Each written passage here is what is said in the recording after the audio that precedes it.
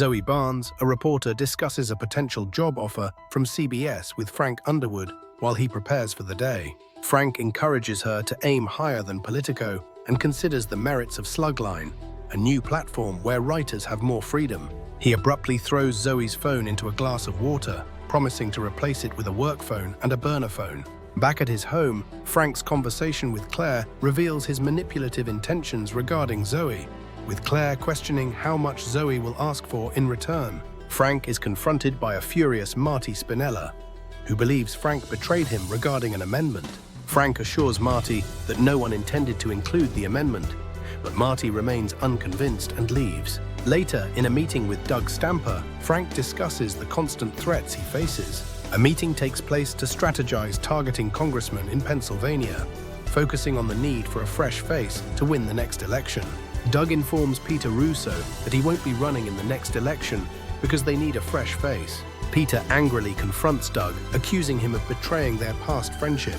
Claire, working late, discusses the foundation's auction with Frank. Later, Claire leaves a voicemail for her photographer friend, Adam Galloway, thanking him for the pictures and hoping he is okay. Adam, asleep, listens intently to Claire's message. Margaret tells Tom Hammerschmidt that the Sentinel needs new blood, dismissing Zoe's Twitter account as irrelevant. Frank calls Zoe, who claims to be at home, and emphasizes her importance as an asset, demanding her full protection. Zoe is at her apartment when Frank arrives. He takes compromising photos of her, demanding more than just loyalty. Meanwhile, Peter Russo spends time with his children, hinting at his personal struggles. Frank and Doug discuss Russo's potential to be nominated as governor if he can stay sober. Later, Frank learns that Claire is being denied entry to the Cotsworth Hotel. Back at the Sentinel, Zoe's colleague pressures her to publish articles quickly and without prior review. Claire learns their charity event has been cancelled by the hotel. Frank and the hotel manager, Julian, clash over the outdoor event, particularly regarding police permits for closing the steps. Frank arrives and decides to hold the event outside on the steps to gain media attention. He calls Zoe to ensure she attends, emphasizing that she be presentable. Doug pressures Julian about security and then tasks Lisa with assembling the teachers for the picket line, instructing her to use any means necessary. Doug orders Lisa to gather 200 teachers for a picket at the Cotsworth Hotel.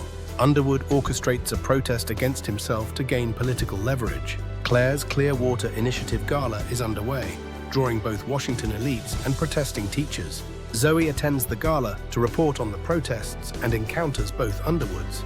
Underwood assesses Zoe's potential value, while Claire subtly acknowledges her ambition. Peter Russo spirals downward, battling addiction and guilt over the shipyard closure.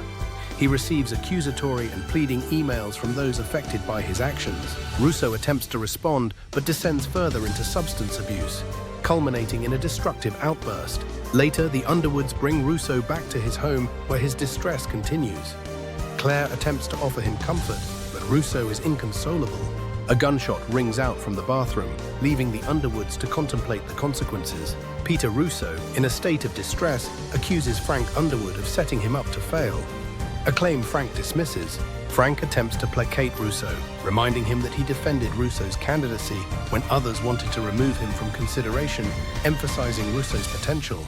The next morning, Frank, Claire, and Russo are together, with Russo eager to get to the capital. Frank lays down an ultimatum for Russo: commit to 1 month of sobriety or face self-destruction. Before dropping him off, Frank emphasizes that only Russo can decide whether he will grow or wither.